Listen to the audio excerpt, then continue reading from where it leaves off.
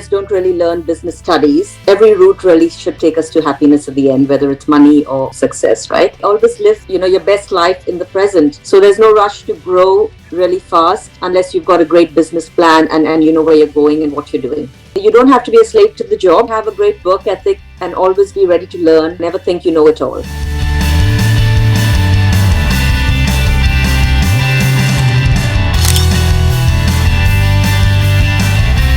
I am your host Gaurav Garg and we welcome all our viewers to our show Amazing Mentors. Today with us is Ms. D'costa. She is the founder of award-winning Bizlaw UK. She is a practical and proactive UK solicitor. She has over 20 years of legal experience and great testimonials. With a proven track record with multinationals, owner-managed business and startups, and achievement across new territories and services, as a business owner and buyer of legal service, she knows exactly how to help you. She is good at problem solving and a skilled multitasker in the world of business, media, cross-border work. It's a pleasure to welcome Ms. D'costa to our show Amazing Mentor. Welcome, ma'am. Thank you. So tell us about your childhood and any favorite memories from your childhood that you would like to share on our show. I grew up in India and I was there since my birth up till 2000, the year 2000, after which I moved to the UK. So I am a dual qualified solicitor and my childhood has been full of good memories because my parents were both doctors and they owned their own practices. So I grew up in quite a luxurious environment in a private school and my parents were very kind and loving and full of fun and life. And they taught me a lot of things about entrepreneurship. Though obviously I had to learn a lot more because the digital world came in much later, but just the basic foundations of being a good person, helping others and having fun on the way. Those are my memories of childhood, as well as really enjoying life in India and the weather being good and not cold like in the UK and lots of warm, hospitable people around. So tell us about your educational background in schooling and higher education. So I went to an independent school called Bombay Scottish, after which I went to St. Xavier's College, which is at Marine Lines, and then I went on to do my law at Government Law College. So as a child, you never thought of becoming a doctor? Yes, that's an interesting question, Gaurav, because my mom literally dissuaded me from becoming, she was a general practitioner, and she said, why do you want to see all the suffering and illness and the sad side of life? Why don't you look for other options? And as you know, in India, it's typically a doctor, lawyer or an engineer, and there weren't too many options, though I was quite talented, if I may say so myself, in the arts. So I used to sing and play the piano and dance, etc. and act, but the potential there wasn't that great. So I decided to then, because I had good people skills as well, and my uncle was a renowned lawyer in Goa, I decided to take the path of law since I wasn't too interested in technology or maths. So any college or school life memory, notorious in nature, that you would like to share? Lots of boys after me, so I don't know about notorious, but that was nice. And I think I was always a good person and I was a good student and there was nothing scandalous I can report really. So what about your hobbies and interests? I like dancing and traveling, and I still go for Zumba classes out here to keep fit and to really enjoy music. So where did you start your career journey from? My career would have begun from actually working with ZTV, where I was interviewed as a young person with my first official job, and they asked me what salary would you want, and at that time I remember it was Mr. Vijay Jindal, who's quite well known in the media world. With the Times of India, etc. And I just plucked a figure from the air and he said, oh, we'll pay you more than that. And that's where it all began. And I think they were very happy with my work. And therefore, when my husband got a job posting to the UK and I told them, would I be able to move over? They very happily agreed. So what all challenges did you face while starting your career journey? Or were there any challenges? I would say the challenges were more later when I set up my own business in 2012, because that was a whole new ball game and lawyers don't really learn business studies, at least not in India. That wasn't an option. So I would say I've learned a lot on my journey as a business owner and a lawyer. And really, as you mentioned in the introduction, being a buyer and a seller of services, as well as a business owner, makes me a bit more clued on to how a business thinks and how I can help a business better than somebody who's just a lawyer. So, what aspect of your job do you like the most? I think it's the meeting people, because everybody's so interesting and you learn a lot from others. So really business networking, meeting people, getting to know issues they face and learning all the time. That's what excites me the most, as well as just digital online marketing of the business. So, who is your mentor in life? There are many mentors for me. I wouldn't say it's just one. Obviously, my parents were my first mentors. Beyond that, I would say anybody who's been successful in business, especially if it's a female. We don't have enough female business owners who are successful out there, who can be role models to others and guide others and be in the public domain. Because women have more responsibilities with childcare and everything. So if a woman is successful, I think hats off to her. So, what's your definition of success?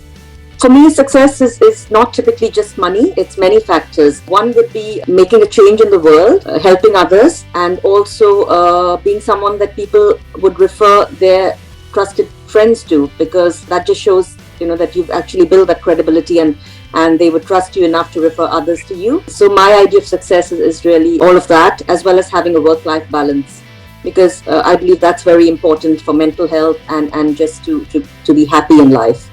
And every route really should take us to happiness at the end, whether it's money or success, right?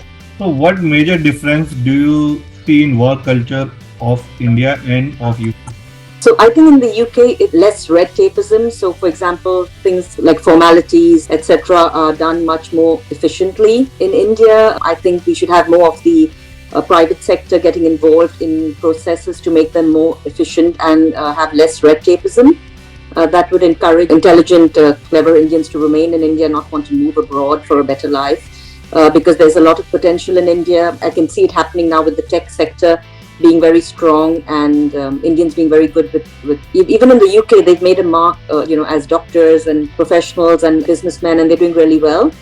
So I'm really excited about collaborating more with India. We already do work with a lot of Indians who want to expand into the UK. We are listed on the UK Inward Investment Directory, and we help Indian students as well who want to move to the UK on all these new visas that are coming up. And vice versa, we help our UK clients who want to invest and work in India, or who have property in India, who want to do wills in India. So it's a bit of cross-border work. So, if you were able to get hold of time machine, which phase of your life would you like to roll back? I think every phase is lovely in itself, and as they say, always live your best life in the present. Don't think about the past and don't worry about the future. So I'm happy as I am. I don't really want to roll back the clock. So, according to you, what is the role of hard work, smart work, and luck in achieving success?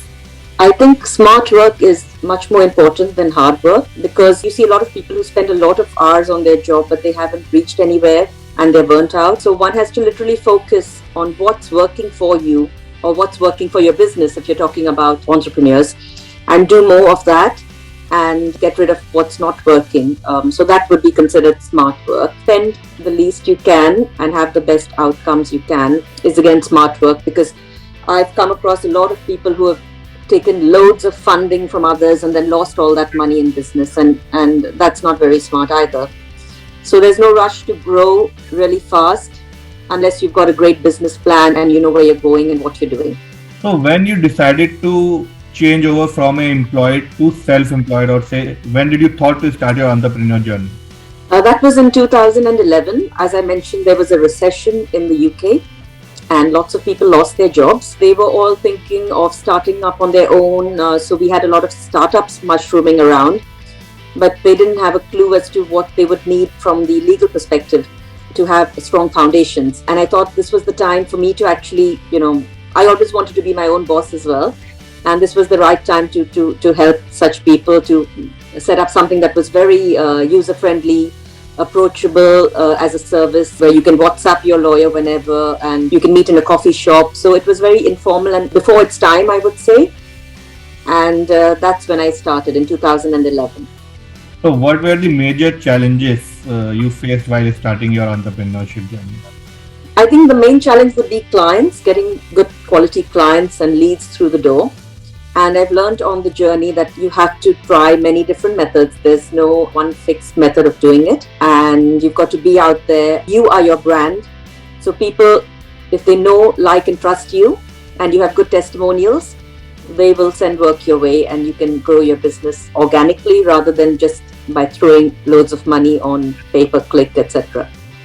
So who was your first client when you started your entrepreneur journey, and how difficult was to convince him to take your services? I was really lucky because my first two large clients were referred to me by colleagues of mine at ZTV who had worked with these people. So one of them was an advertising agency and they were really nice and they didn't need much convincing. We just met once in a coffee shop in central London and the deal was clinched and I went on to do a lot of work with them.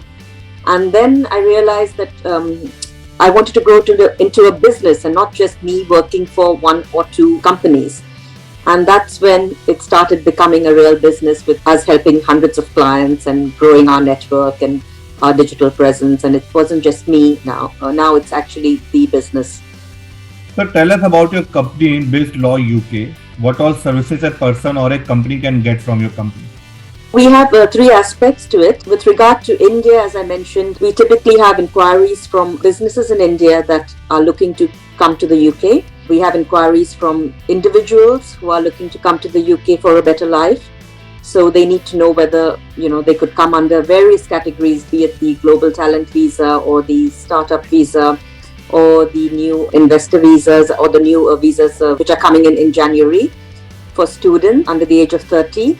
Under the ballot system, where the UK and India have had a tie-up and they're looking to promote students moving to each other's countries for a period of 2 years without need for sponsorship, which is a great opportunity, I think. So that is one aspect of what we do. The second one, as I mentioned, is working with UK companies and also maybe Indian companies that come to the UK with anything, be it from setting up their business to growing their business. So that's the consultancy side of it, to connecting them with our connections, our trusted panel of experts, if they're looking for funding, if they're looking for insurance, or if they're looking for buying or selling their business, if they're looking for accountants, and obviously the legal services, which are what we mainly do, which is things like contracts or disputes or employment issues, etc.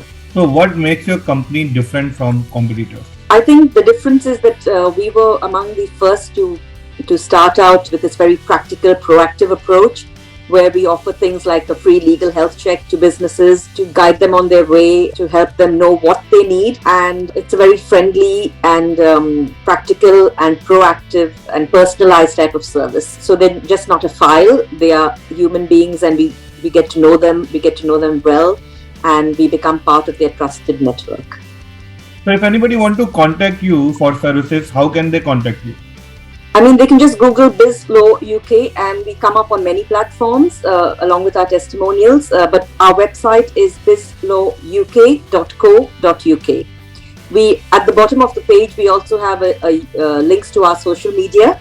So please do share, like, follow them for useful updates in the law, as well as immigration videos on YouTube and podcasts and blogs on our website. That's Bizlaw UK. And I'm Reina Menezes D'costa. So as you started your journey or say entrepreneur journey in 2011, so now it's been a long journey. According to you, what's better, employed or self-employed?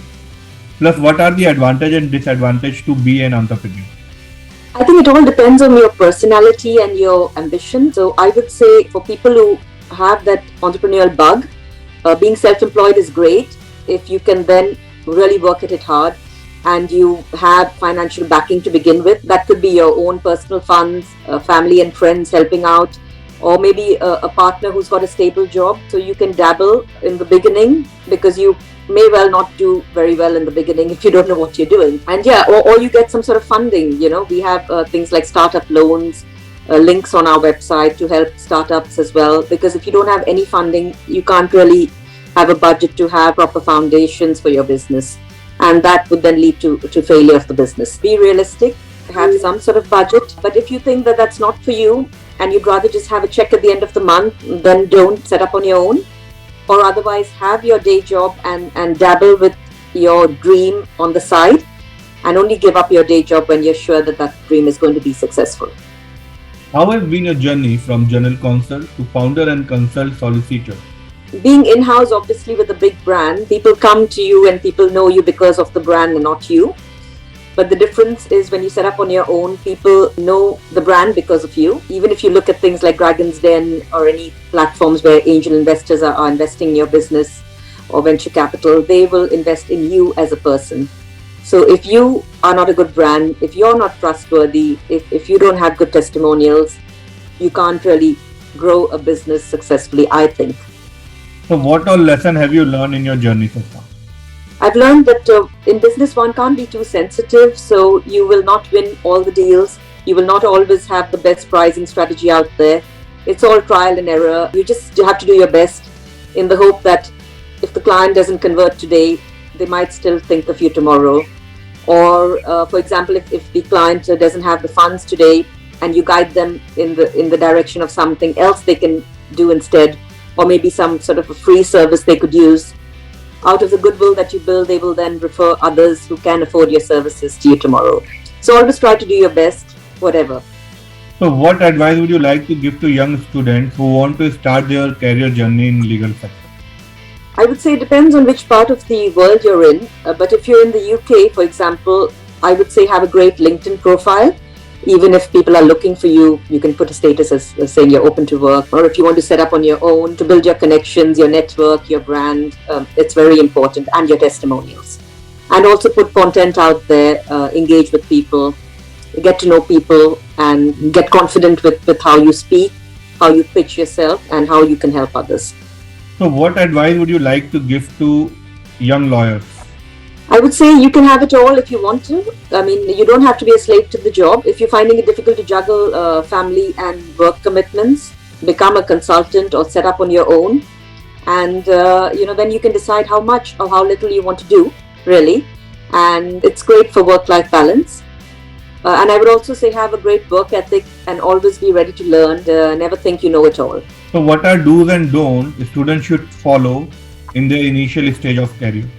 So I would say don't, for example, send out emails to like maybe 500 different law firms, putting everybody's email in the to section and saying I'm looking for a job, because that itself shows that, you're not professional and you don't really care about data protection and things like that. So I would say have a very personal approach where you reach out to people if you're looking for some work experience and, do the interview, etc. Showcase your talents on your LinkedIn profile, any certificates or CVs or anything you want to showcase out there. Testimonials, even if you don't have a track record, maybe testimonials from a teacher or anywhere you've had work experience, all of that counts. So don't think it's too early or you're too young. You can start from as young as 12, 13, 14 if you're doing work experience somewhere. So now we will start a rapid round. Yes. Your favorite actor and actress? I like Amir Khan and I like Priyanka Chopra. One thing you miss about India? My family. Your favorite color? Yellow, because I was in the yellow house in school. Your favorite destination? Anywhere sunny near the beach. So maybe Barcelona for now. Things in your wish list? To do really well in my profession or with my business and to have successful kids one day. And maybe one of my kids take over my business. Your dream house? I think I'm in a decently good house already, so I'm hoping that this would be my final destination. Your second choice of career? Being a people connector, I'm very good at that. At last, one line that defines you? Prevention is better than cure. And also live life to the fullest is my personal best slogan. Thank you very much for your time. It was a pleasure talking to you and listening to your life journey. Thank you very much. You're welcome. Thank you so much for showcasing me and I look forward to watching it soon. Thank you very much. Thanks for watching Amazing Mentor. Don't forget to subscribe and hit the bell button to get regular updates. Thank you very much.